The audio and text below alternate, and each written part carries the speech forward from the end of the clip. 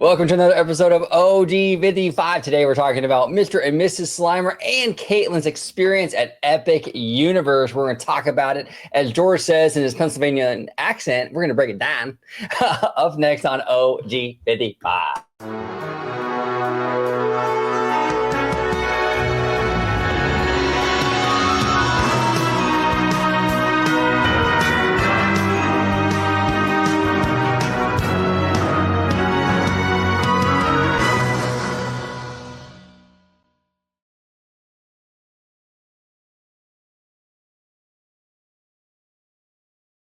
Welcome aboard to another episode of OG55. This is an all-universal Epic Universe episode. We are talking all about that first experience at the Helios and Epic Universe. I got George the Italiano. I got Mr. and Mrs. Slimer and Kaitlin with me today. We're talking all about their first experience over at Epic. Welcome. How y'all doing? Good. Doing good. We're doing good. We just got out of the pool. We got eaten up by gnats while we were recording a bar chat for Citrigo Central, but we waited it out a little bit. We were able to get one in. So George Italiano, I'll get that to you here right after the show. But doing well. We had a good conversation about Epic, and we felt like it was a warm up. So now we're ready for you guys. Yeah. All right. Cool. Let's rock and roll. So you had now, Kaitlin. I know Mr. and Mrs. Slimer. They did do the Helios thing. Have you been to Helios yet? No, I'm actually going there on Sunday. I've only been to Epic Universe and then the Stella Nova Hotel and Terra Luna Hotel. Okay. All right. Well, let's start off with the Helios stuff, and then we'll dip into the Epic Universe stuff. So, Slimer, you want to set the table? How long were you there for? What was your overall experience? And we'll kind of go from there. Yeah. So we stayed one night. It was a really nice hotel. I'd probably put it at it's probably on par with Destino Tower over in Coronado Springs. I would say Destino Tower probably has better art design and architecture, but Helios has that really nice grand reveal that once you walk into the front doors, you see Apollo shooting the arrow into Epic Universe. You can see Constellation Carousel and all that. Really awesome. Like, it's one of those wow moments when you walk into a hotel. I would say the stay was good. Customer service was kind of hit and miss, but I think that's kind of just expected for a hotel that had only been open for 3 days. We had an issue with front desk. She called us up to the front desk, and then she just walked away without giving us an explanation as to where she was going for about 10 minutes. But, 3-day open hotel, I'm going to give them a pass on things like that. I would hope so. I would hope that for the future, as people continue to roll into that hotel, spending hundreds of dollars per night, that they iron out all those issues. As you guys know, this park opens officially on May 22nd. So a lot of these issues really need to be ironed out. They really need to nail their do's and says, if you will, when it comes to just the customer service interaction, being that they do consider themselves a deluxe resort. But it's it's an excellent resort, excellent location. You're actually literally in the park. The next day we woke up, walked right outside, and we were in Celestial Park. It was pretty amazing. This is the first hotel in Orlando that is connected to the theme park. So prior to Helios, you would have to go to Japan's Tokyo Disney Sea in order to walk right into theme park from a hotel. So we're really fortunate to have that right here in our backyard. But yeah, or DCA, we have the Grand Cali, which empties out into the Grizzly area. Right. Yeah, that's true too. But what did you think, Christy? Did you like staying at the Helios? Did you have choice words? Was it kind of like a mixed bag for you? What's the deal? No, I liked it. But yeah, definitely had some bumps in the road. I feel like for as much as you pay a night and as upscale as it is, the service wasn't reflective of that. That's just my opinion. But again, I guess it was only 3 days open, so fine. They can have a pass. But yeah, I expected a little more that way. The rooms were really nice. I like the rooms. The views are out of this world. And the fact that you can just, walk right into the park was really cool. And yeah, when you walk in, it's pretty grand. But yeah, I think yeah, I liked it. I liked it a lot. Okay, cool. Yeah, you mentioned Slimer with the whole thing. Was it the bar Helios with the shoe situation? Was that Oh, the Helios? Was that the bar, or was that the with the restaurant, or what was that exactly? it was with Bar Helios. So we had gone up to our rooms from the pool, and it was time to go ahead and change over and get ready for our reservation, which was in the evening.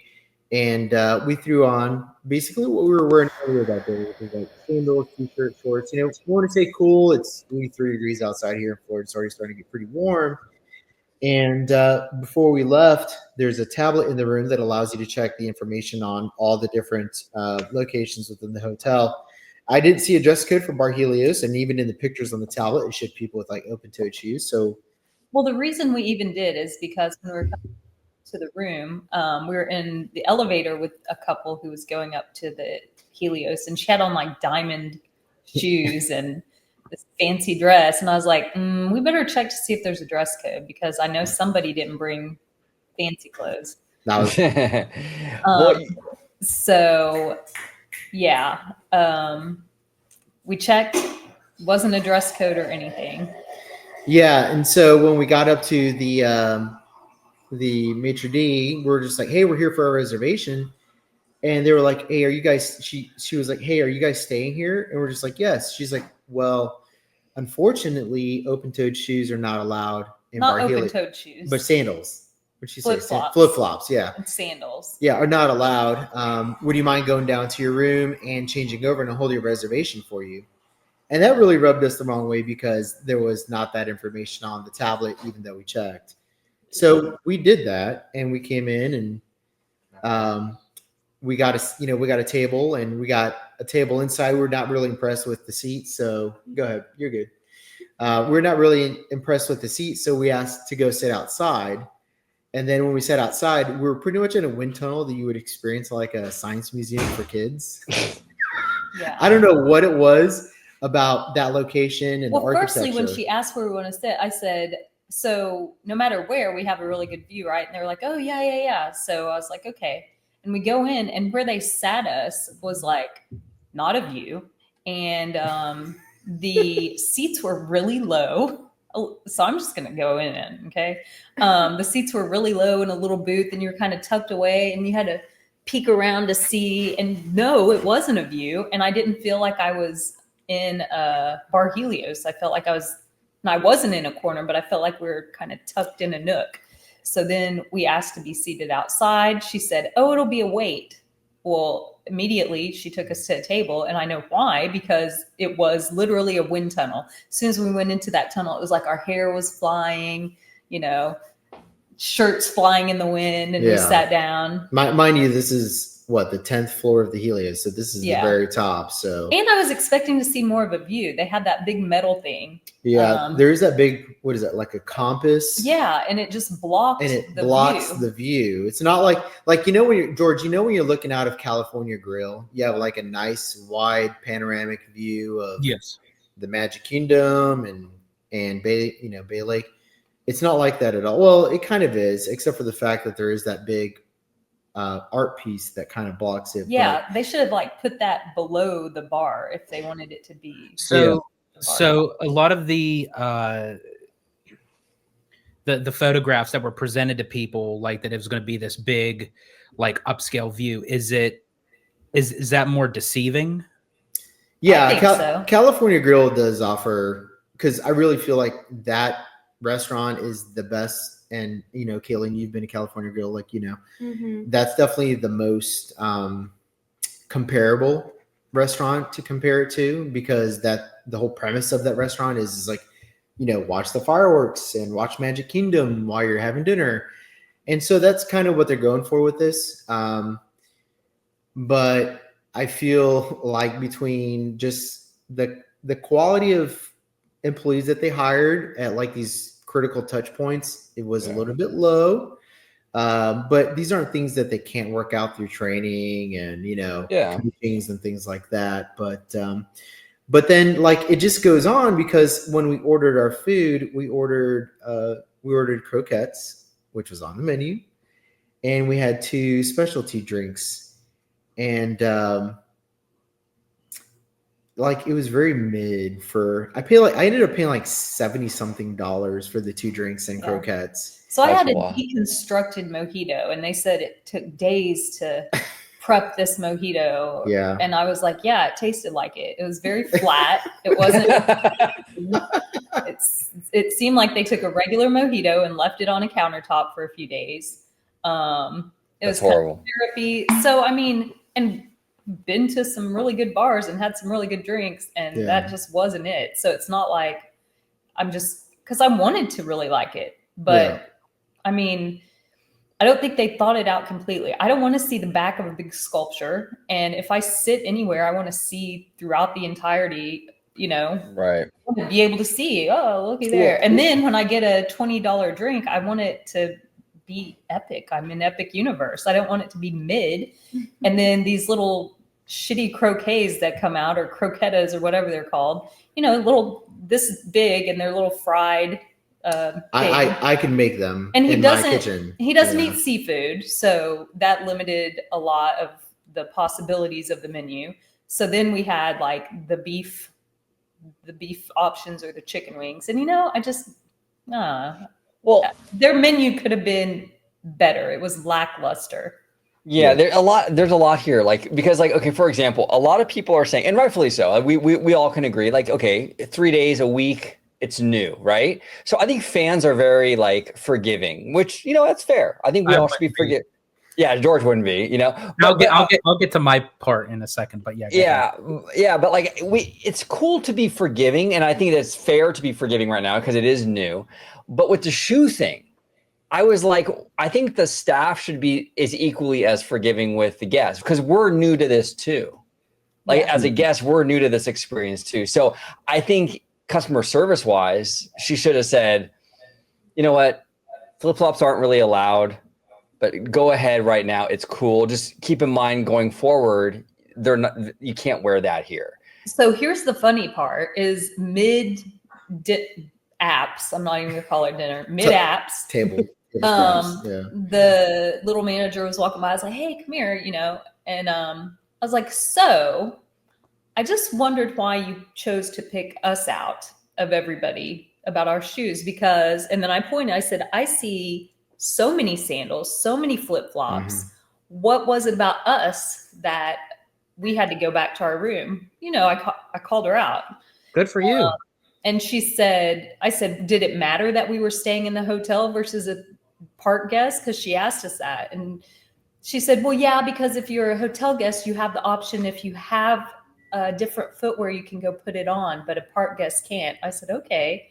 So if I just would have lied to her, we could have gone in our regular things. But literally, I said, why us? Because I see they just weren't caught. The hostess must not have caught them. But we're going for an elevated experience. Which you're at the top of a theme park hotel. How elevated can it be? This is here's my thing. This is my thing. I'm gonna just do this all right now because give it up. and why are they punishing you for staying there? That's the other thing too. So if you're not staying there, you can have the flip-flops. Yeah. Right. But when you stay there, this is where I'm gonna get into it. This is where it becomes all the picking and the choosing. See, yes, it is cool to be forgiving, but I'm sorry if I'm paying $350 a night. Yeah. No, sorry. You're on Italiano time. You know, this is going to be my domain. If I'm giving you my money and you're already anticipating to open up to, it's one thing like if you have a leaky ceiling or something or other, yeah, you get it fixed. It's annoying, what have you. When it comes to customer service, I'm sorry, I was in customer service, I was in hospitality, I was in retail, I was in sales, did it for a decade. To me, I'm sorry, there is no excuse that you should be ready from the time that you're even opening. I don't care if it's a minuscule of whether it's a preview, if it's annual pass holders, if it's media, I don't care who it is. You have to treat every single person like, even when it's down to when it fully opens down the road for months at a time, you treat everybody as if you're opening it grand opening day. That's just my thing. And me personally, I don't even really particularly say the team members, because I think that's what they're all called over there at Universal. I go to management, because whoever is training the team members to, or the whoever it is this way, they need to be held accountable for. Because if you're going to have a specific amount that is pretty high end, and I've started to notice that it kind of trickles down, like the higher end stuff a lot of the times is the crappiest. There's times where I could stay mid, kind of lower kind of thing, where it's like, oh, wow, this seems like this is the grand scale of things, where you can go up to something that's like 600, 700 a night. And it's like, oh, wow, for that price, man, like I would have expected something a little bit more. But that's just my take on it. You know, I God bless you both for, you know, being as forgiving as you would, because they would have heard my mouth a mile away. Well, you know, Well, she heard my mouth, and as she walked away, my husband said, "I think you intimidate some people." So I think because I was like, "Why us? What's, you know?" I'm just trying to figure out, because I see a lot of people's feet, and I just don't know. So I made her explain herself, and it was a stupid explanation. Well, and the other thing that we also noticed too, are like right away, because all three of us spent a lot of times in theme parks, right? And you know, Kaitlin, she works in hospitality. She's a director manager, and she like understands these things at a very like complex detail level. But when you have a lot of families in Bar Helios, and all you have on the menu is appetizers and desserts, I mean, how elevated can you be? like, yeah, like, forget the elevation. Like, you have people that want to eat, and $20 and $25 appetizers are just not going to cut the cheese. You know what I mean? Yeah, no pun intended. Right. And not only that, but like the music was like, they had like Beyonce, and Yeah, it was shitty just music. like really shitty club music. And I was just like, wait a minute, like you guys had Danny Elfman write the freaking score for Dark Universe, and you guys are gonna play pop music inside of Bar Helios? It like, wasn't even. what Yeah, the it was shitty music. fudge? And here's the other thing on the appetizers. You know, I've seen a lot of TikToks and YouTubes of all the good stuff that they have, which I didn't get because of what we ordered. But why even have that on the menu? Like, why did we get the shittiest thing on the menu? And we're supposed to just, oh, well, why'd you get that? Well, Why that's is it what he on the wanted. menu? Yeah. You know? Now, was it last week or the week before, you both stayed at Terra Luna or Stella Nova? So we stayed at Terra Luna after Helios, because we just crashed after we finished Epic Universe. That was fine. There was no problem. Okay, I was just going to ask you, like, what was your comparison? Like, It was a lot more calm and just.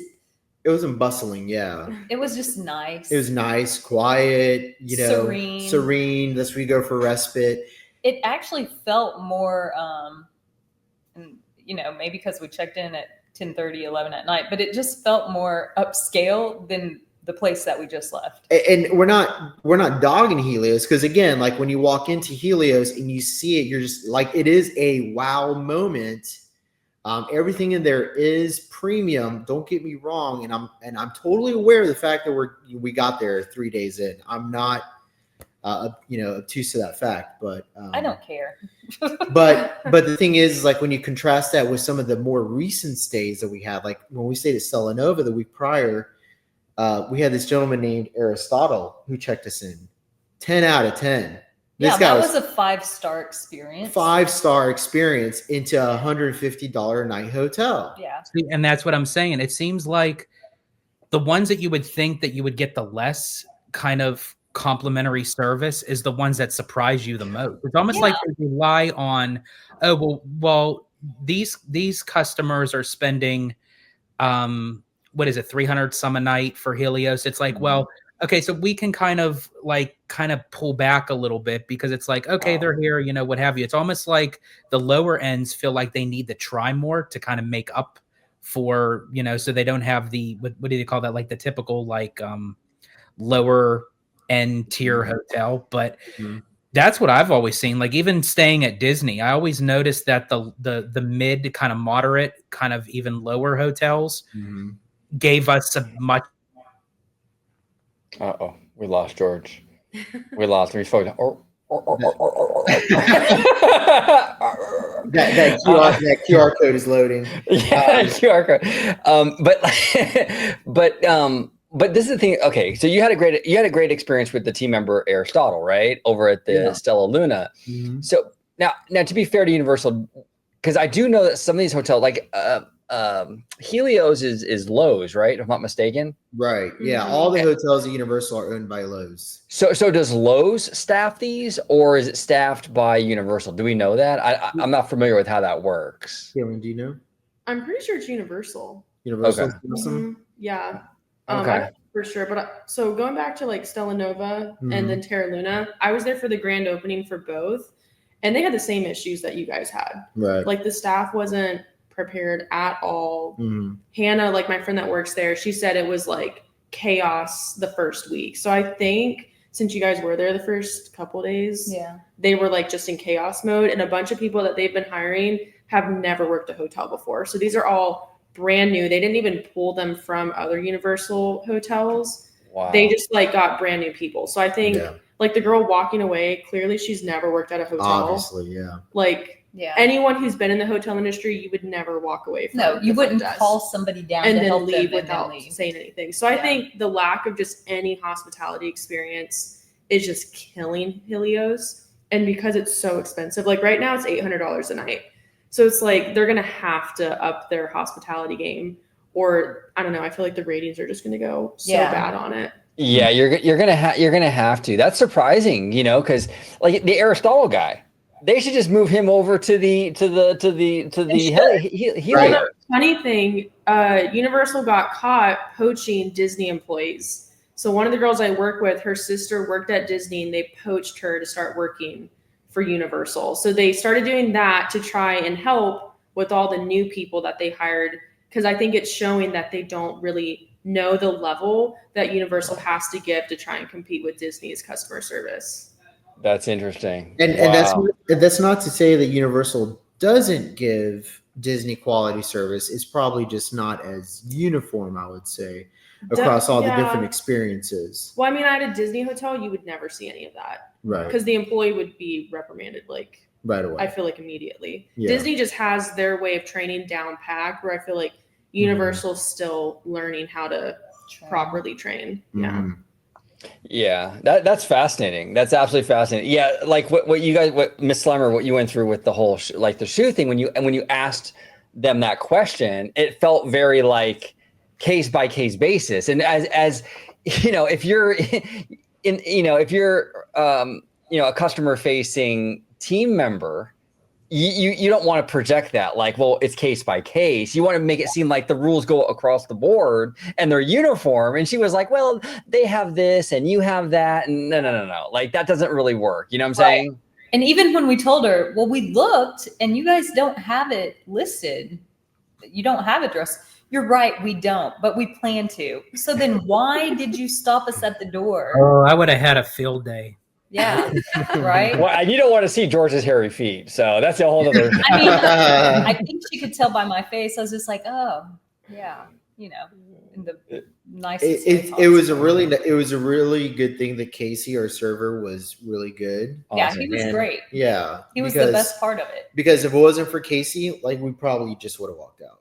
Yeah. Wow, that's wild. That's wild. Okay, well, shoot. Everybody's trying to be fancy, and they weren't. Yeah. Right. Yeah. Yeah. Hopefully they get all that sorted out. They properly train, bring people in from I mean, I don't know. It's Universal. They have like pretty much endless resources. I mean, it's Comcast, you know what I'm saying? Yeah. Hire people from other hotels. You don't even have to hire from Disney necessarily.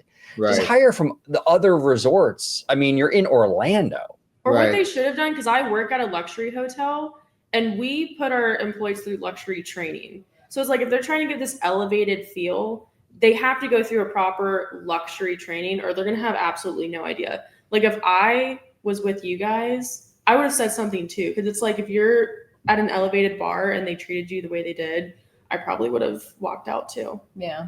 Yeah. Yeah, because it's third day or the week or whatever, but like you're still paying though. Yeah. Like it's still your hard-earned money. That's what I was getting at. Yeah, before my internet cut out.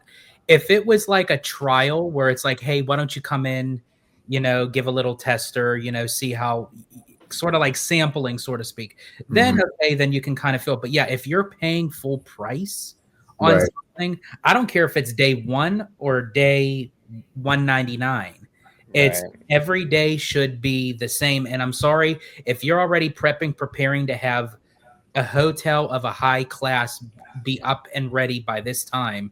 You have to have the team members ready. Everybody has to be on that same page. If something happens to break or malfunction at times, sometimes it's out of your control. There's nothing you can do. But customer service, I'm sorry, it's all about the person who is giving that. I'm sorry, for me, that's no excuse. There should be no excuse that if you start on day 1 to have crappy service and say, oh, well, it's day 1. I'm only acting this way because it's day 1. By day 2, I'll change and be much better. No, bullshit. Sorry. Well, it's interesting too, to kind of like give you guys like a little bit of a comparison here. And like I was at Universal Studios Hollywood about a week ago with my buddy Sean, right? And it was just like a day trip. We were just kind of hanging out, whatever. But at City Walk, there's a Japanese restaurant called Wasabi. Okay. It's kind of like a kabuki kind of chain. You know what I'm saying? Anyway, I've been to this place like 3 times now. Now the first time I went, it was with George. And then I came back the next day, right? I went with George on a Saturday and I came back the next day on a Sunday. I came back on a Sunday. The waiter recognized me and he says, "Hey, you were here yesterday. I'm going to give you a 25% discount just for being here. Yeah, being here yesterday." I was like, "What, dude? That's awesome. Thank you. Awesome. Cool, man." Then I go a week ago with my buddy Sean, and we had a couple beers and we're just eating. And the manager comes over and she's like, "Have you guys had any sake yet?" And we're like, "Nah, we haven't had any." She's like, "Do you want some?" We're like, "Well, okay, we'll take a little bit." She brings out this huge thing of freaking sake and she goes, "It's on the house." I'm like, what? Like this place is giving it away. And it's like customer service through the roof. You know what I'm saying? But here's the thing. Yes, maybe they lost the 25% on me that one day. Maybe they lost whatever it cost for that bottle of sake, but they gained a lifelong customer. Right. Now I'm like, hey, this wasabi place is freaking dope. Like they are super nice. They're all about their customer, right? It pays off. It really does pay off. You might lose a dime today, but you'll make $1 tomorrow. It's so important. You know what I'm saying? Absolutely. And that's where like Disney's customer service has more uniformity. Like I think the Aristotle versus, some of the TMs that we, encountered in Helios really illuminates pretty much like just the Universal experience versus the Disney experience. Disney, you're going to get 10 out of 10 customer service almost all the time just because of the higher level of luxury training that they have when it comes to like customer facing employees.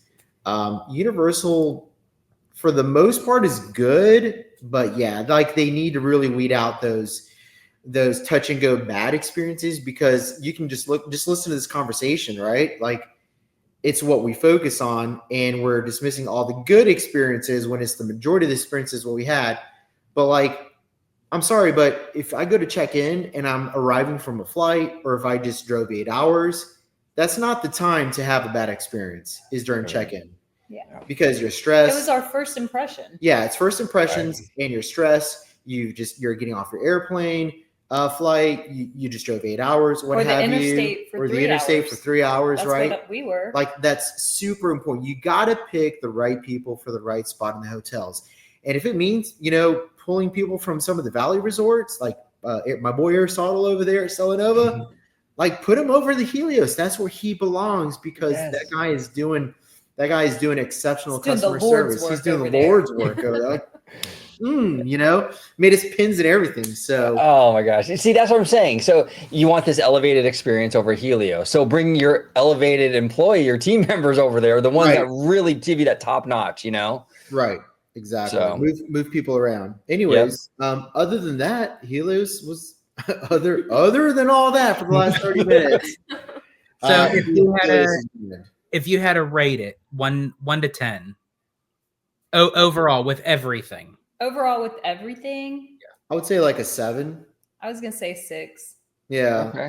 like 6 or 7, and if it tightens it up, if they really tighten it up, it could be Like the good part of that 6 that I gave is the actual building and hotel itself. But I was not impressed with anybody other than, well, that's untrue. I liked our bartender when we first got there, and I liked Casey the waiter. But otherwise, everybody else, no, I didn't like. Oh, and one of the bartenders over at the pool actually made us the reservation for Bar Helios. She actually was like, hey, would you like for me to make the reservation for you? That's cool.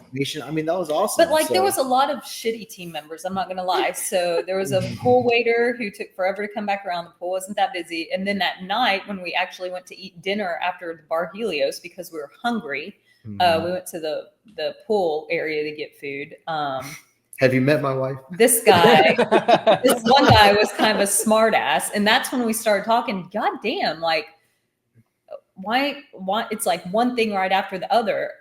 Normally I could write something off, be like, yeah. But it was like consistently shit.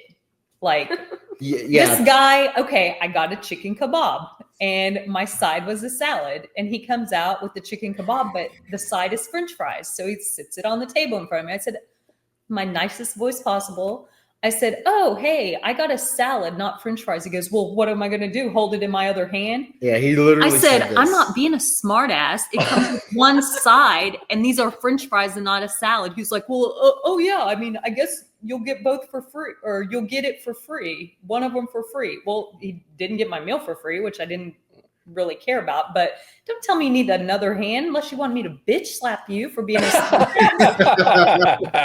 I'll use my extra hand. But yeah, that pisses me off. And then the lady, okay, I'm just going to go off now. Here's the other thing. Upon check-in, after she finally came back, we're standing next to each other. We're obviously married together. She looks at me like I just walked up out of nowhere. Are you together? Yeah, bitch, we're together. We're standing at the counter together. Why wouldn't we be together? No, I'm just a stranger who wandered up and I'm standing next to this man. Like, so now that I'm unhinged, no, it was all that kind of shit. And it just one right after the other. Just pissed me off. Yeah, no, that's I would have probably said, yeah, I picked them up off the corner 5 minutes ago. Yeah. I'm trying to think of some skit that I've seen where they're talking and somebody just, it's on Bridesmaids whenever Kristen Wiig's at the wedding and she's talking to somebody and they keep thinking that a random man that walks up is her. Oh, so this is your man. And she's like, no. And it's that short guy. Do you want to go for a walk later? Or the really tall black guy. And she's like, what? Like, that's what I feel like. I'm like, no, we're together. We walked up together. So it's just all that kind of stuff wrapped up pisses me off. Yeah, no, I don't blame you. Ooh, are y'all together? Yeah. I feel you. It's kind of like death by a thousand cuts, where it's like it's one thing after the next, and you get to the bar, and then they're hassling you about flip flops, and they're like, and then it's a bunch of appetizers for like $30 a pop and stuff. So by the time you get to this point, you're like, okay, like this is enough, Yeah. Basically, the hotel as just like a hotel of just the hotel standing is great. The customer service as of right now basically needs a modium. Yeah. Sort of. Yeah, absolutely. You put in some Disney cast members into there, and boom, it's perfect. Yeah. But no, it's all seriousness. Give it about 30 to 60 days. Let them iron out the issues. I personally, like, knowing now what I know, I wouldn't stay there probably for about another 30, 60 days. Let them iron it all out. They'll fix everything. Come back and you'll get something like the experience we had at Stella Nova, which again was like, for $115, $135. I was like, this is great. And the food was good. Like, you got real food. You weren't paying $20 for 3 croquettes or, a stick of Wagyu beef. All right. Like $20 at Stella Nova got you like a whole pizza. I had the best chicken sandwich. Their food is really good. Yeah. Like, I was like, damn. And Terra Luna too. Food's really, Jared from Capture the Magic said he had one of the best double burgers he's ever had on property at any company. Well, just the fact that it was a double burger is impressive. The fact it was a double burger, like, holy shit, But you can't get that at Bar Helios. So now I say this because I had the luxury of just walking into the park. And when we stayed at Stella Nova, we didn't go to the park the next day. So that might factor in, but I don't know that I'd stay at Helios again, The walk especially is for long, the though. price. But that's Yeah. what we were talking about earlier. Okay, I'm saying this now, but let's say I go to Stella Nova and then I got to go through the front entryway. I mean, that might be a big pain in the ass. Enough for me to say, okay, let me pack something other than flip-flops so I can go back to Helios. No No flip-floppers. flip floppies. All right, so let's pivot now to we're going to pivot now to the park itself. This is interesting to me. A lot of good. Now we kind of went past the negative. I think this is going to be a lot more positive now, right? Because the Yeah. park itself Yeah. looks really Yeah. cool. I don't So have that's any. how I always like to do it. I always like to start out with the negative, so that Just- way we can finish with the positive. The Just negative rip is the- always fun. It's like spill the tea. It is. It's very much spill the tea. Absolutely. Well, what are your thoughts? Okay, so you walk in. Let's start with the first area, Celestial Park. Now, Slimer, I think it was you who mentioned on a show like a while back that like you kind of see Celestial Park as like, I thought it was you. Yeah, And I think it's that a was brilliant. It was me. So Celestial Park and Epic Universe is the embodiment of Yes. the Universal logo that's existed for 100 years or whatever. Right. The embodiment of that. That's exactly what it is. I love that. It's beautiful. I love that. I love that. I don't know if they meant it that way but I like to think they did because I think it's amazing. But Right. going into that, how did you guys what was your first impression? Was it were you like, okay, this is pretty dope, kind of mid or? No, super dope, dude. The landscaping is unreal. Yeah. Like you can tell they spent a fortune on the landscaping because it just Yeah. was like you walked into a whimsical garden. At least from the entrance I walked into. Right. Okay, you that's guys- actually was my Yeah. that was actually going to be my question because Mm. Slimers, you only entered the park through the Helios, correct? Right. Correct. Yeah. Okay. So, and Kaitlin, maybe you can answer this as well. Does it depend on where you enter in, where you get that more grand reveal, like from the Helios enter, or if you enter through the Chronos? No, and I'll tell you why. Because the way they engineered Celestial Park, there is they designed it and engineered it in such a way that when you enter it, the structures create a foreground, middle ground, and a background landscape. If you know what I mean. So so if you're coming from the rear, you see Celestial Park, or what is it? Constellation Carousel rather. And then you see something in the middle ground behind that. And then at the very background, you see the entrance to Helios. So basically, almost like the multiplane camera on steroids. Exactly. And it doesn't matter where you are. It's very photogenic. So if you like to take pictures, you have plenty of opportunities to take these foreground, background photos. And it's all by design. It's all by design. And it doesn't matter if you're standing behind Apollo.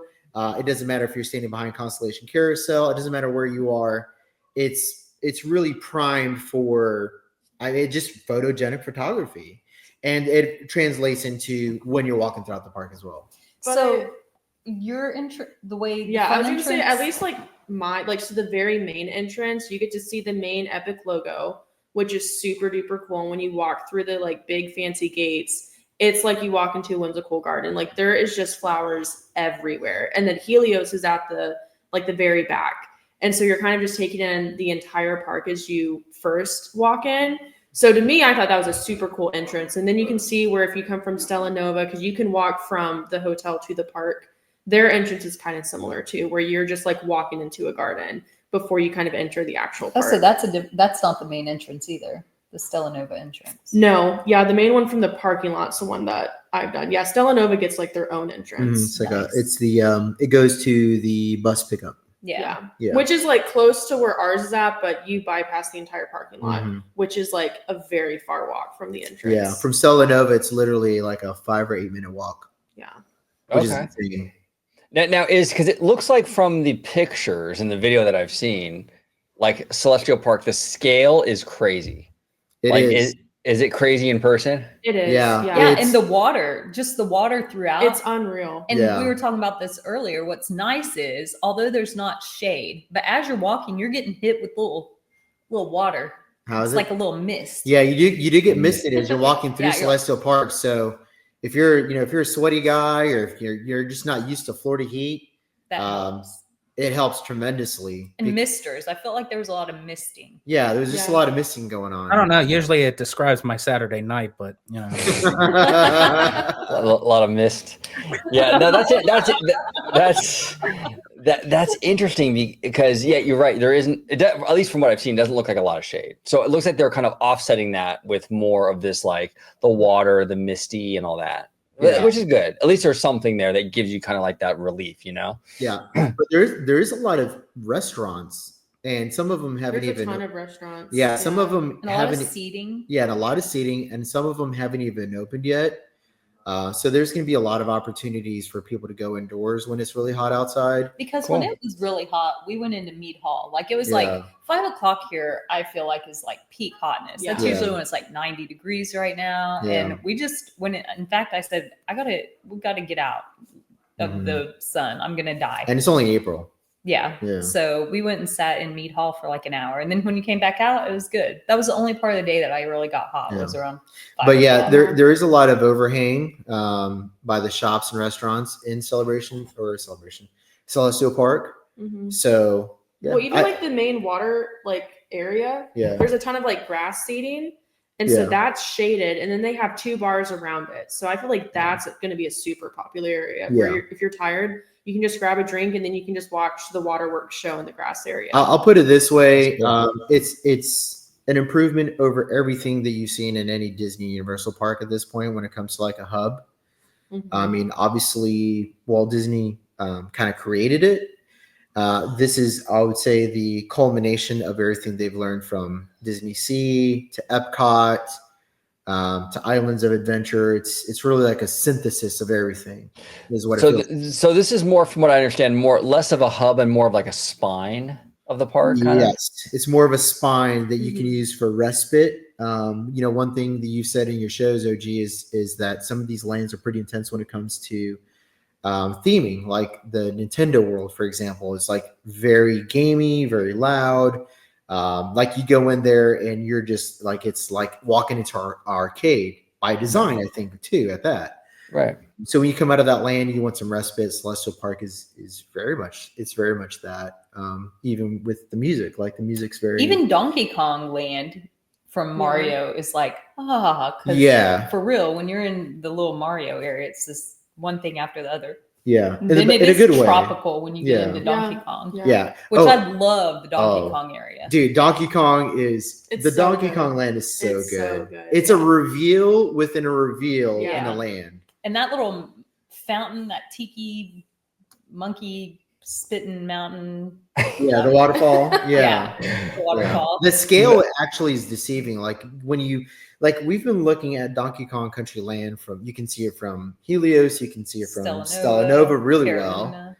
Well. But then when you're in there, it's really like it's a mini land, but it's actually like a really big mini land. It is, yeah. Wow. I love it. It's really great. Now for Celestial, you guys went on Stardust Racers, right? Right. Now, how is that thing? I heard it's a beast. I heard it's crazy. Real quick, because I'm not a coaster guy. I'm never going to go on this thing. I'll like full stop. Never going to go on this thing. Gift shop. See you at the gift shop. See you at the gift shop. Exactly. But like, a lot of coaster people, they love Velocicoaster, which looks crazy. Like even watching the videos, it looks crazy. Yeah. And people have been coming back saying, I've been watching like Instagram and stuff, and they're like, wow, this rivals Velocicoaster. And I'm like, that surprises me because I feel like it doesn't look like it would, but what are your thoughts on that? Because I heard from a lot of people like this thing is pretty intense. Ladies, you want to?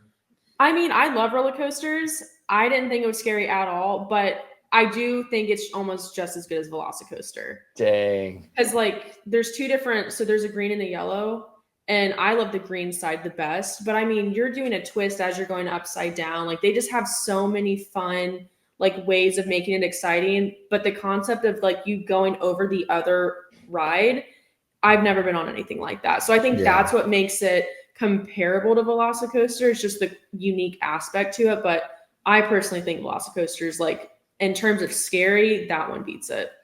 Okay. Interesting. Yeah. They're different. I like that they're both a lap. Like you're held in. Yeah. So that makes it more intense. Yeah. Right. I got to tell you, when we rode in the front both times, and I was like, I get real nervous and my hands start sweaty and I start blabbing things like, oh my God, blah, blah. And so I was like that when we first got on it. And then I was relieved once I got on it. It wasn't as so. Velocicoaster is scary because of the velociraptors all around. But you have more interaction around you, you know, with the dinosaurs and whatnot. This was just straight roller coaster. Mhm. Yeah. So they're on par with one another.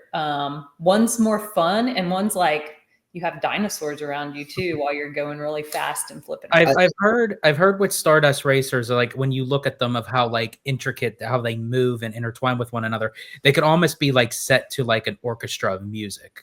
Yeah. Didn't it have Yeah. music?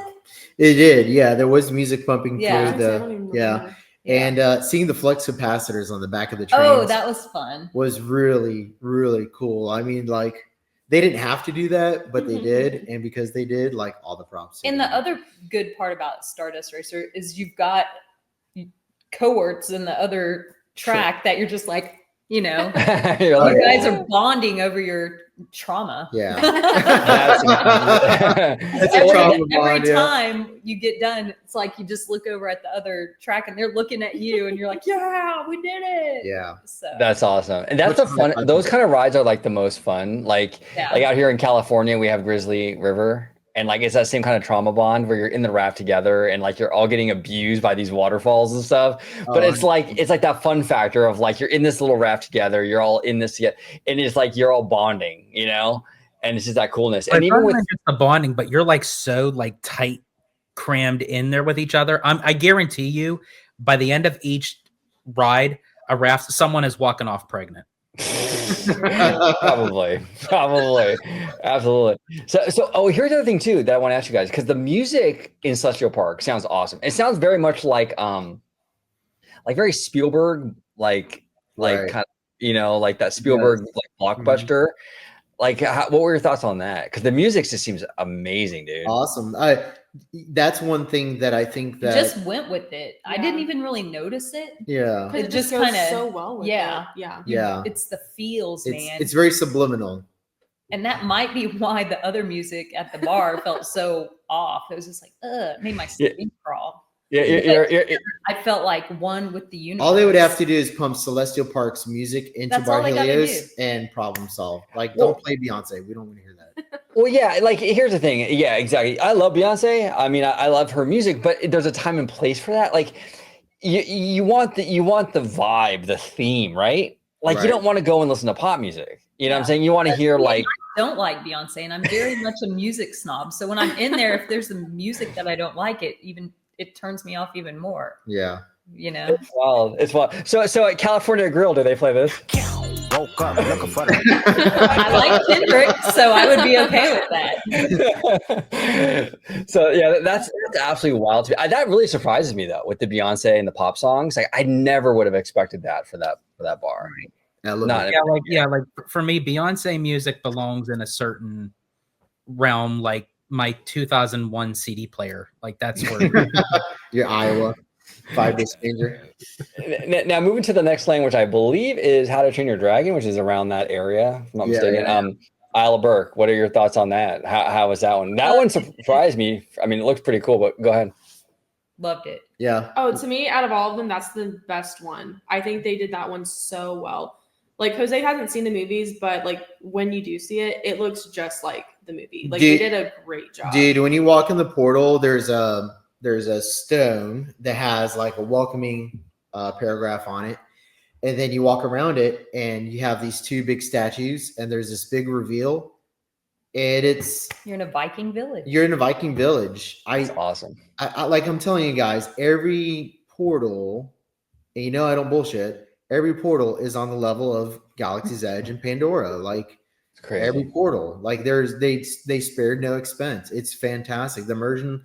There's like 11 animatronic dragons. Like, get out of town. It's nuts. And the rides are really fun. Yeah, the like little Hiccup coaster. Yeah, Hiccup's Flyers is almost on par with Hagrid's. Like Hagrid's now is a mid coaster. You know what I mean? Like, not. But what I'm saying, is like, here's what I mean by that though. Like, but here's what I'm saying though is like where Hagrid's at one point was like the pinnacle of roller coaster theming. It's now just like we can just do that on a regular basis now is what I'm saying. let's touch upon that because I've heard people say that. Actually, you're not the first person to say that. Like they compare it to Hagrid's. Right. Is it the feeling like as you're riding that you get that same kind of like intense feeling when you're riding Hagrid's? Because No. for me, I would think it's because when you're on the motorbike, you get a completely different sensation It than is completely different. It's less intense, but Way in terms less of like, intense. it's less intense, but in terms of like the animatronics that were on it, the fact that it went backwards, there was launches. If you're gonna compare it to Hagrid's, it would It's be the like a kids' toddler. version. Yeah, Yes. it's Yeah. the kids' version. It'd of be the Hagrid's. toddler's Hagrid. It's like a Hagrid's light. But I it's would not say. on par with But there were a lot of elements in Hagrid's that were also in that yeah, too. it had like- a little boost. The little toothless goes, and then you Yeah, I mean there was an animatronic Toothless. But yeah, it was more of a fun ride. Hagrid's is still hang on to your Yeah, a little bit more, Yeah. but what it goes to show is like they Both are can right. replicate, like Universal can replicate Hagrid's whenever they want, though. Essentially, I guess is what I'm saying. That's Okay. wild. Yeah, Hagrid looks crazy to me. I'd go on Hagrid's. I'm like I said, I'm not a coaster person, but that one doesn't seem too crazy. But I do feel like the way you're situated on those little motorbikes, that would hit you a certain dope. way, right? Yeah, it's fun. dope. Hagrid's is super dope. Yeah. That's cool. That's cool.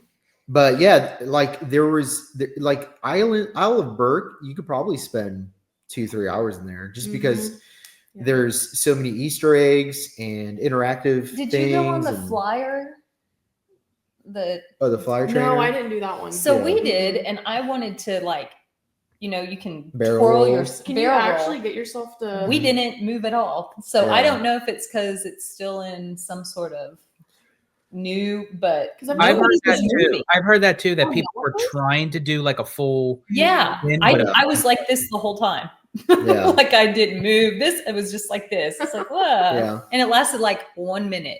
Yeah, that's an easy pass, but Yeah. it's not a bad ride. I mean, It's kind of bad right now. If it would let you barrel roll, it's. it would be fun. I would say it's bad if you're an adult. If you're a 7-year-old kid, it's Well, when awesome. I've gone past it, like when I've gone, people have been like. And then it spinning a makes me lot. wonder, Yeah. is it just an illusion? Like, did people think I was barrel rolling and I wasn't? Because it just I'm just like straight, but maybe the way it, so who knows? Did you do the water ride, the water shooting? No, we didn't. We didn't. No, we didn't It was feel like it was delayed. soaked. Some lady was like, don't waste your time. I've just stood here for 45 minutes and it's not moving. Yeah. And we're like, okay. First timer to theme park, I guess. So we're like, okay. And then we went and it was like 5 o'clock. It was the hotness of the day. So we're like, Yeah. yeah, F this. Let's Mm. go. But apparently you get soaked on that The ride. show.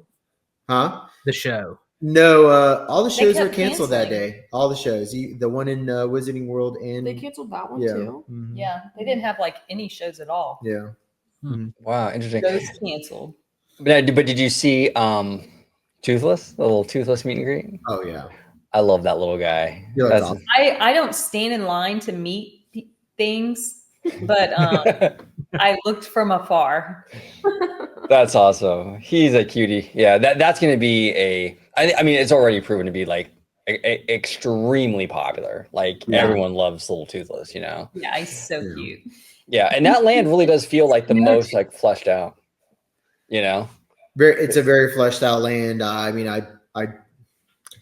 I don't know if is there anything to like compare that to like any other land in any other park, Disney or Universal? I wouldn't. No, No. it's very unique. Yeah.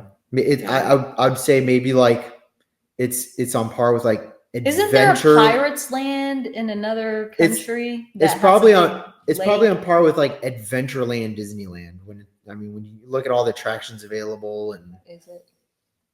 yeah, like when you look at all the attractions that are available and everything. I mean, it's got a lot to do in it. Yeah. It's equivalent to like a Disneyland land. Yeah. Yeah. Cause it seems like it. You have the flying dragons, you have like the Toothless, the shows, the coasters, the flat rides. Mhm. Now, moving on to the next land, which would be Dark Universe. What were your thoughts on that one?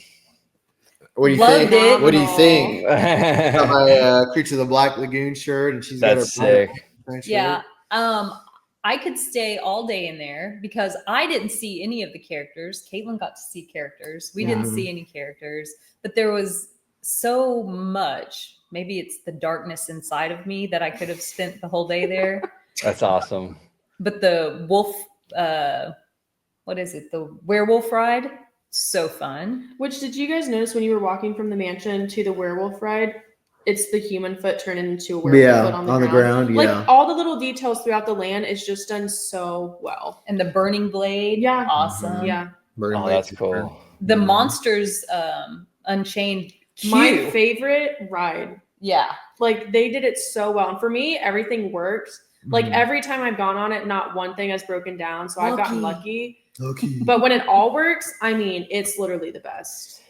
And every time we went on it, there was some, like the last time we went on it, there were like four or five things that didn't work. Yeah, but we rode it also like 9:50 or But at 9:00. 9:50, there was, that's when the most things didn't work. Yeah. But earlier, we were also one of the first ones to get on it, and there were like 2 things that didn't work, 2 or 3. Yeah. So we didn't get the full experience like Kaitlin did. Yeah, but I'll say this. But I can say I still loved it. That ride when it comes to animatronics and a ride system is the best animatronic ride right now.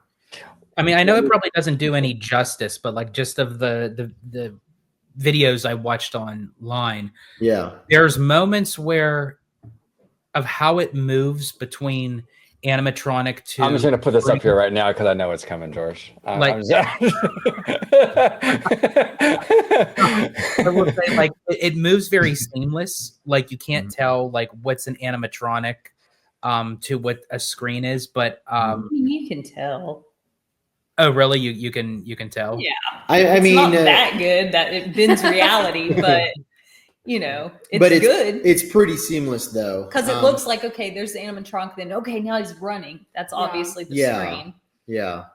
But as I was gonna say, as OG put it up, as he knows that I was gonna say it, I was like, I'm so glad that my ex-wife was able to find work. See, I knew it. I freaking knew it was coming. I knew it. There you go. Are we talking about the creature from the Black Lagoon or No, probably the werewolf. The wolf. Yeah. Okay. Well, the werewolf was probably the coolest one. Yeah. That's cool. I don't That's know. cool. They were all pretty cool. Yeah, they're all pretty cool.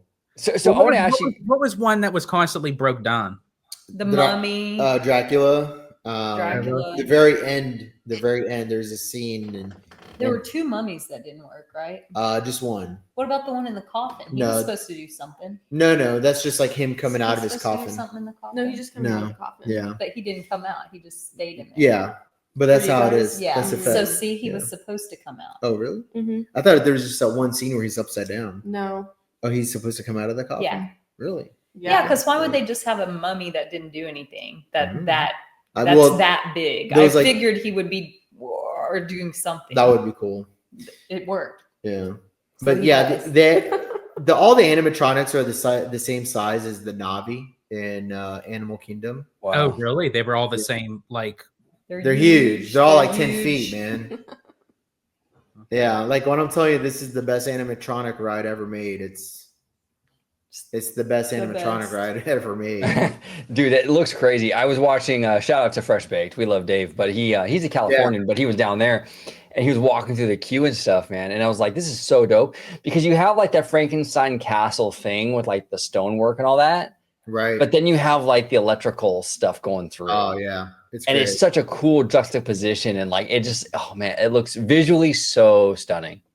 Yeah. And I was both times we were in it, you were just walking through so fast and you couldn't really stop and take it all in. So, I mean, I wouldn't mind to stand in line just to take in all the details because there's so much detail in it. did the flow of the ride itself because there were times like I don't know if it was just because of how the person was filming, but did it flow nicely where you can kind of get like all like as much detail as you can as each scene was passing? Because I noticed that like on certain videos it was like moving so quickly that you couldn't even really tell what was There's what. a lot. I mean, yeah, I think I've gone on it 3 or 4 times, and definitely like I missed a bunch of stuff after even the second time. So there's just a There's lot. just to there's a take in. lot going on. Yeah. Yeah, there's a lot going on, like more than you would actually think. You got to write it more than once. Because Yeah. they also, I don't know if you guys know, they have Halloween Horror Nights Easter eggs in there. Yeah. No, I didn't know And that. so it's like you have to go on it so many times Right. to then start looking at just like all the details and not the actual like main storyline to then find the Easter eggs. Like there's this one part in the ride, and again, spoiler, if you haven't didn't rode watch the it. ride yet, go ahead and pause it or Oh, put your fingers in your ears and go, la, la, la. when we were on the ride. But there's this one part where when Dracula gets loose and all his brides get loose with him as well, they actually have incorporated animatronic vampire brides with screen backgrounds. So like that you have like animatronic vampire brides like flying around, and they have a screen behind it with like other brides to like make it to like give it depth. And it's just done so well. You're just like, they didn't have to do that. But the fact that they did, and the fact that it works, you're just kind of shocked that they were actually, that the Universal creatives are actually able to pull that off. And they do that multiple times throughout the ride system, where like the animatronics transition to a screen and the screen transitions to an animatronic, or they'll have like the layering of animatronics with screens, and just works so well, provided the animatronics are working appropriately. But the story flows really good. Like you don't lose the story. Like how some rides you're just like, what was the story? Like what just happened? Yeah, which I've heard from some of my friends when like half of the stuff isn't working. Right. They like have no idea what's going on. Right. Yeah. But if you get most of it, I feel like you can pick up what the storyline's. Yeah, the storyline's really smooth. Yeah. Yeah. Yeah. Okay. As Cool. as the land itself, do you get just as much out of it in the daytime as how it looks at night? I think Like so. aesthetically? Well, it's just different because, nighttime is spookier, but daytime is pretty spooky. They still do a good job at making Yeah. it spooky. Like Yeah. like when you first go through the portal, it's super duper foggy. So that's kind of like I think their way of trying to give it that spooky vibe Yeah. midday. And even the catacomb entrance Yeah. with the noises coming from it, Mhm. that's pretty creepy. And that was during the day that we Yeah. first saw that. And it was, so you're still creeped out. Yeah, I mean, obviously the effects work better at night, like a lot of the lighting effects they utilize in Frankenstein Manor and whatnot. But yeah, I mean, And also you see more detail in the day. So if you're just Yeah. going Right. around looking, you really want to see the detail of statues and whatnot. So I Yeah. think you should go in the day and the night. yeah, for sure. That makes sense. Now, it was my theory that this land was smaller because, it was kind of an IP that maybe Universal, it's a 100-year-old IP, right? So they're like, okay, we're gonna try to reintroduce these monsters to the public. Let's see how it kind of goes. They do it. Obviously, it's like a huge hit, right? Like, I mean, this area is like the standout, really, for a lot of people. Mhm. Do you think they might expand upon it because now it has been proven to be so successful? I mean, do you think they will kind of grow Dark Universe, Caitlin, or Do you think What do you they'll think? expand that land? I mean, based off what I've heard from my friends that work there, that's not their intentions. Mhm. They have other expansions in mind. Mhm. And I'm trying to think based off like what I've seen for Dark Universe, I don't really know if there's much space for them to expand there. Mhm. I feel like they had things that they didn't reveal during the preview, like the whole well thing. Right. Like that wasn't like something that I even noticed, but then there's a whole story behind the well. And I think Right. that there'll be more things that emerge the longer that it's open. I don't think the land has to be expanded on. And there was so much stuff we didn't even look. Right. So many little nooks. and- Yeah. Yeah. I mean, the land is very detailed. I mean, what do you say? It's as big as Diagon Alley or Hogsmeade? Which one would you say it's as big as? I don't know. Probably Diagon Alley, I think. Yeah. I mean, you're talking about a land that's Pretty about big. detailed and as big as Yeah. Diagon Alley. So even though it's the smallest land, It doesn't feel like that at all. to no, me. it's a very big. I mean, yeah, Frankenstein's Manor is almost as big It's as Cinderella's huge. castle. Yeah, it's huge. Yeah. And That's Walt Disney- wild. Yeah, so it's a small land. It's Yeah. a big land though. But it's still big, yeah. Okay, Yeah, that's like Isle of Berk And is it really huge. does feel like a old creepy village. It does. Yeah. Yeah. Like you feel like you're in a little village town. Yeah.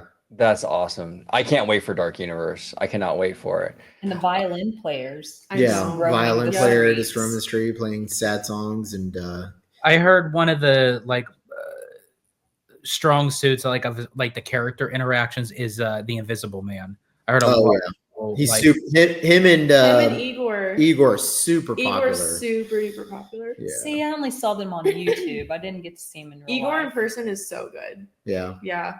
Is it the same guy or they have multiple? I think it's the same guy. I mean, there's no way he could do it. Like the each. bride is gorgeous. I'm telling you, it could be because the actor that's been playing Beetlejuice over Universal Studios, he's been playing him for like, I shit you not, like 25 years. Wow, dude. Yeah. And every time I've seen the YouTube, it looks like the same guy. For Igor. Yeah. Yeah. Mm-hmm. I only saw him once, so I don't know, but he phenomenal. He did so good. All the little kids loved him. Nice. And the Invisible Man looks like the same guy every time too. Yeah.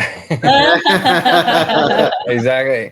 Now, I hope we get the Monsters Dark Universe here in Hollywood. It would be such a perfect fit because it's the studio. That's where they were kind of birthed here in Hollywood. Mm-hmm. Come on, Universal, get rid of that Simpsons area and just put Dark Universe there. Let's go. I'm all for it, but we'll see. We'll see what happens. But the next land, Super Nintendo. Now we kind of touched upon it a little bit, but what were your thoughts on that? Awesome. Just You loved walking through the portal and then you go up the escalators. You feel like you're in a video game. Like as somebody that doesn't even care about Nintendo, I was super excited when I was there. And I was like, look at me. I'm in it. Going up the elevator or the escalator. And it's just so you're in it. You're immersed. I'd say it's just as cool because I've been in the one in Hollywood. They almost did it identically, in my opinion. So, I mean, we have the Yoshi ride, but to me, that's if you're less, I don't know, if you're 10 years or younger, that's the only acceptable reason to ride on it because it lasts maybe a minute because you just go in one little circle and that's it. Oh, that's it? I thought it went around the whole area. It's a little, like, it's not even a full circle. It's like a semicircle and then you're off it. Wow. So it kind of reminds me, George, of like what we used to have out here in California at Disney, Heimlich. Yes. Heimlich's Treat. Oh, a little butterfly, a little watermelon, that whole thing. Okay, that's interesting. I thought AI was under the same impression that it kind of went around the whole thing. That's what I thought too. Yeah, because like you get to see Princess Peach's castle, then you see Donkey Kong, and then you're off. So it's just kind of like just one little like half circle. And we were all like, when we got off, we were like, oh, that was it. Like everyone was just kind of like surprised. Even kids were like, oh, that was really short. So it's like if kids are thinking it's super short. Yeah. So well, at least it's cute. I mean, it is really cute, but I mean, it's been up to 15 minutes before I walked on. So I was like, whatever, but I would never wait more than like 20 minutes. And that helps me out too, because I'm going to be going opening day. And for me, I think out of all the lands, Super Nintendo is probably on the bottom of my list just because I've been to it so many times out here in Hollywood. I'm not really a huge fan of the Mario Kart ride. The Mario Kart one here is worse. I think the one in Hollywood's much better. Really? Wow. Okay. What, just out of curiosity, what makes it worse out there? The queue. Like the line, because I went through the normal line, which I didn't wait long, but it was just very boring. Whereas I feel like the queue in Hollywood was a little bit better. And then, I don't know, just kind of felt boring to me. Maybe because I went to the one in Hollywood, but I just felt like they could have done more with it. And it's always a 75-minute wait. Yeah. So to me, that ride's not worth it. After you've been on it twice. I'm right there with you. I mean, probably the only thing that's even going to get me to go over in that area is the Donkey Kong area. Whether or not I get on Minecart Madness, that just the land itself of how it looks, like the interaction of everything. That's the only reason why I'd be going into that land. Is there not a Donkey Kong at the No. They don't have Yoshi either. No. Yeah. We really got the most superior out of all Donkey the Super Kong's Nintendo awesome. worlds. I would say ours is even better than Japan's. But yeah, Nintendo was the first lane we went into. And we kept going back to Nintendo throughout the day. We went back to Nintendo only like because Minecart Madness, we attempted that like 3 times. Third time we finally got on it. Right. So that's why we kept going back. What was your thoughts on it? Yeah, what were your thoughts on that ride? It's fun. It's so much fun. Yeah, this is a really fun ride. And we got on it and it was like the sun was sitting, so it was a little dark, and that was awesome. I'm so glad that we did that one at night.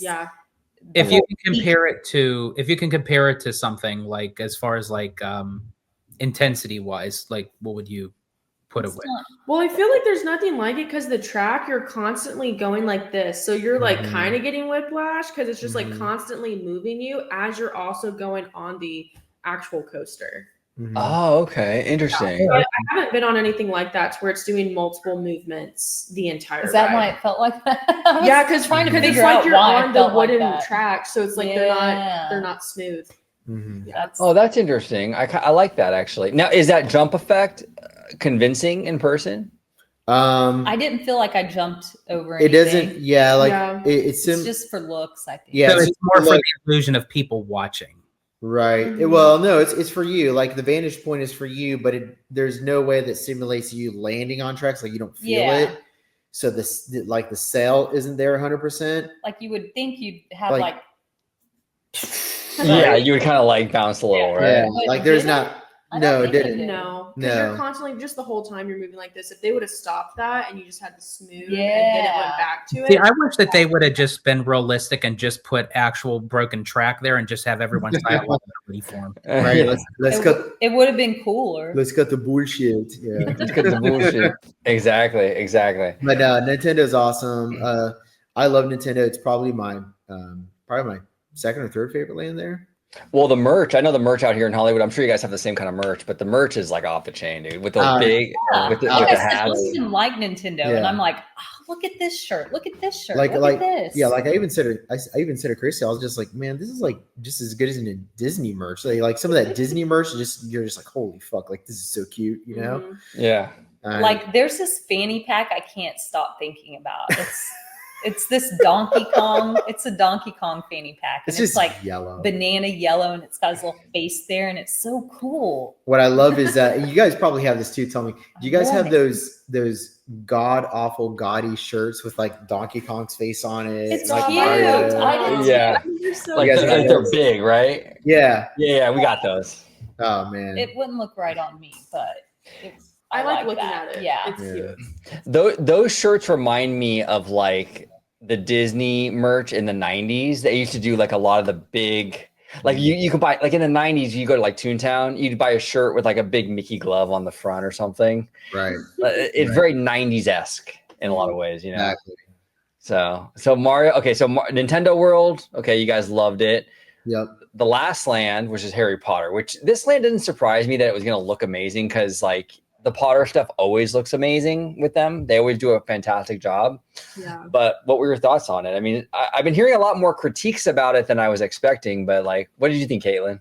I loved it. I'm like a diehard Harry Potter fan. I love the Fantastic Beasts movies. I mean, it looks like you're in the movie. Yeah. And I didn't get to go on the ride, but they let me walk through the queue.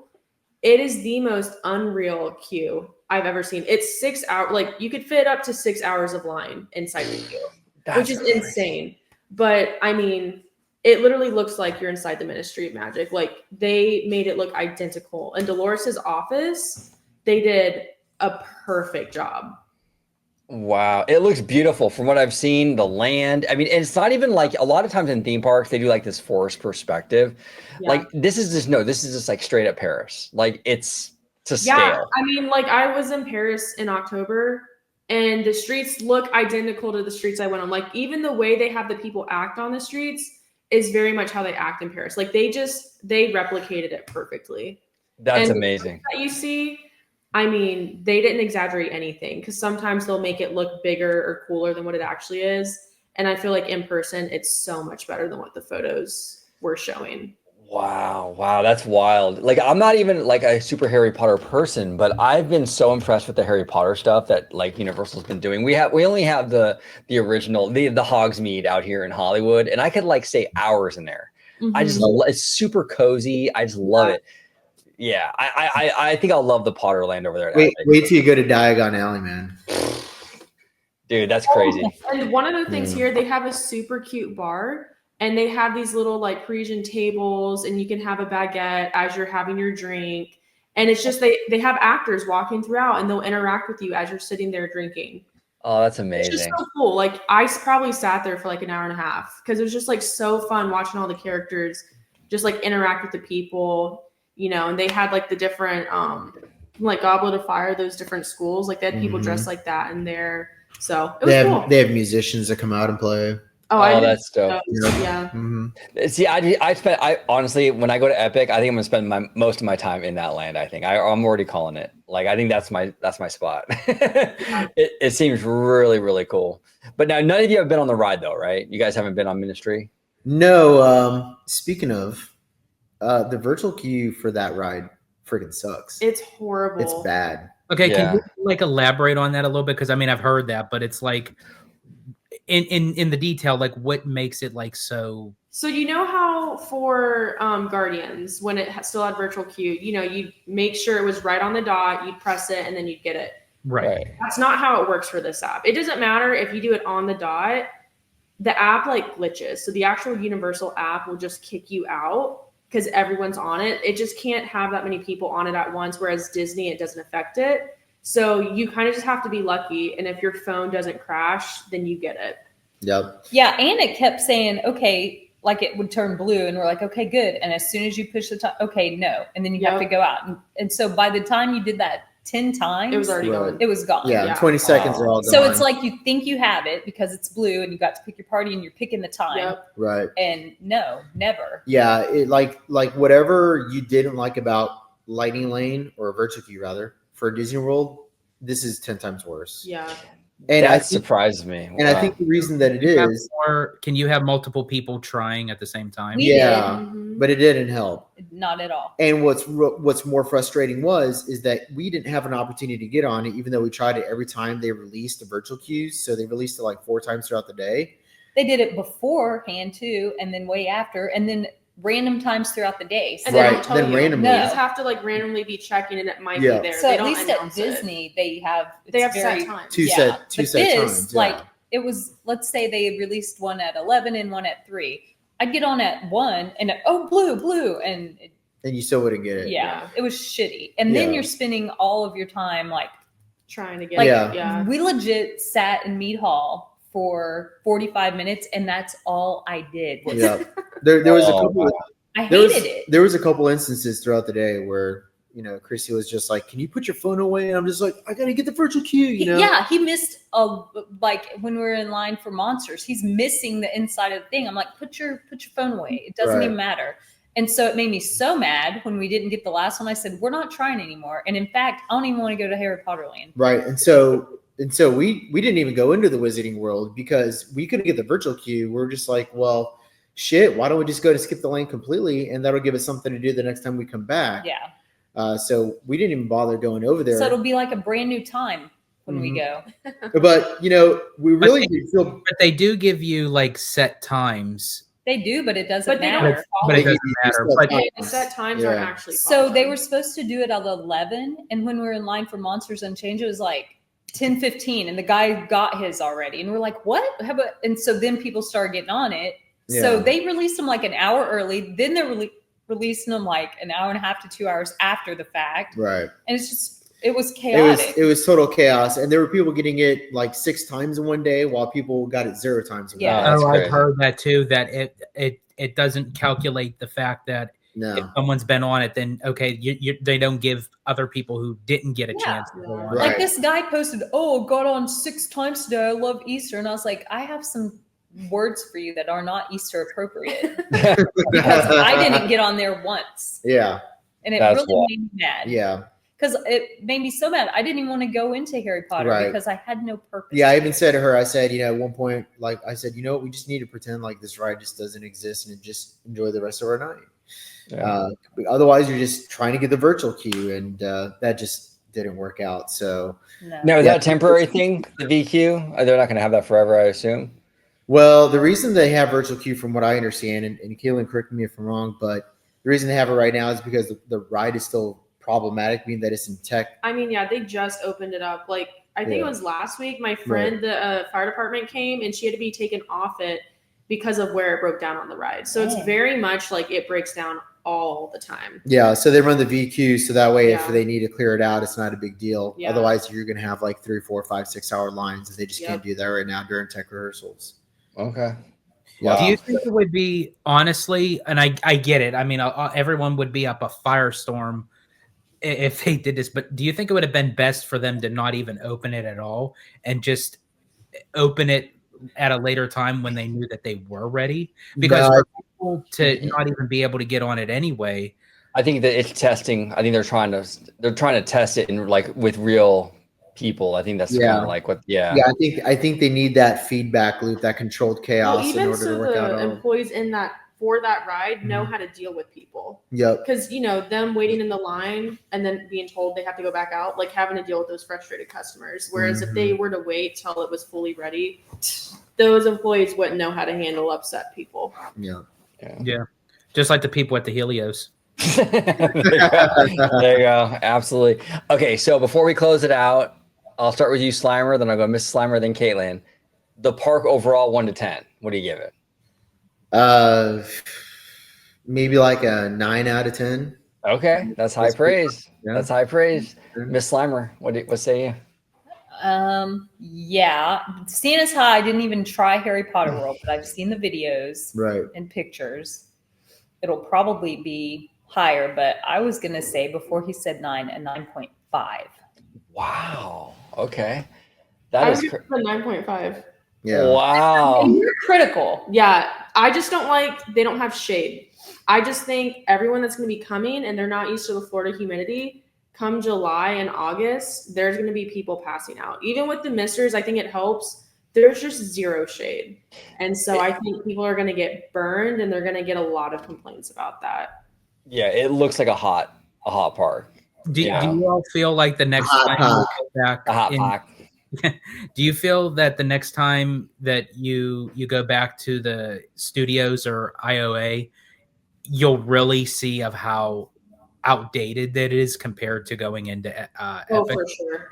Yeah. Even at those, Especially Universal. Like Yeah. the Simpsons area, like Jimmy Fallon. I think Magic Kingdom. Yeah. Epic Universe is leaps and bounds more advanced than any other park. And I've said this in the show before, like if it didn't accomplish that, then there's an issue because this ride is 25 years after Islands of Adventure and Animal Kingdom. And even DCA to a certain extent, because that park opened in 2001. Now DCA is the GOAT of originality because DCA went out of the box of what Walt Disney did with Disneyland, and because of that, I feel like it does deserve a spot on Mount Rushmore of original parks. Same thing with Epcot. Epcot went outside of Walt's original idea, and the reason that's important is because so many theme parks copy Walt Disney's Disneyland park concept. Yeah, and true. so for Epcot and DCA to even exist,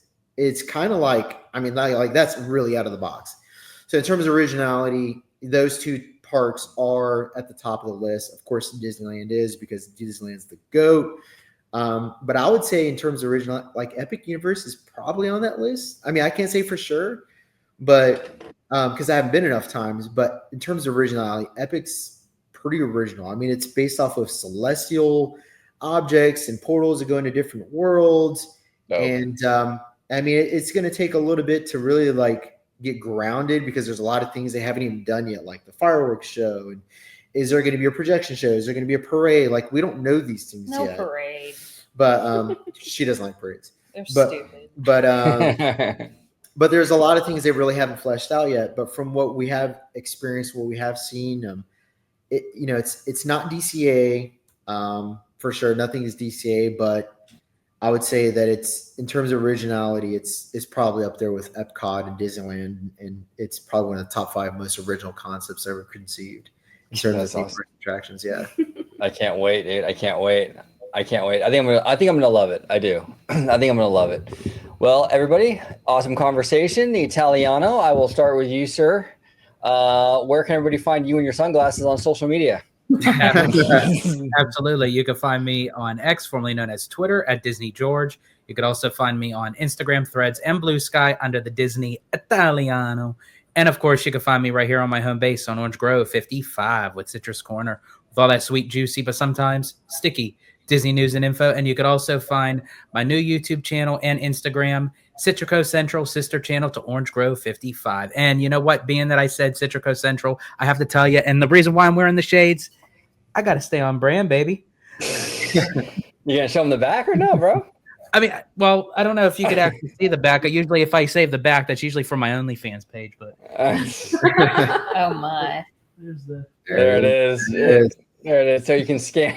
You can scan it. That's awesome. That's awesome. Slimer, Miss Slimer and Kaitlin, thank you so much for joining us today. A really, really good time. Slimer, where can everybody find you on social media, sir? Yeah, you can find me on X at SlimesCore84, and you can find me right here on the Orange Grove Network at Orange Grove 55. Yes, sir. Yes, sir. Thank you, everybody, for watching this episode of OG55. Comment down below if you've been to Epic Universe. What are your thoughts, on the park, on Helios, all that good stuff. We would love to hear from you. Until next time, see you later. Thank you for watching OG55. If you aren't already, consider becoming a member today.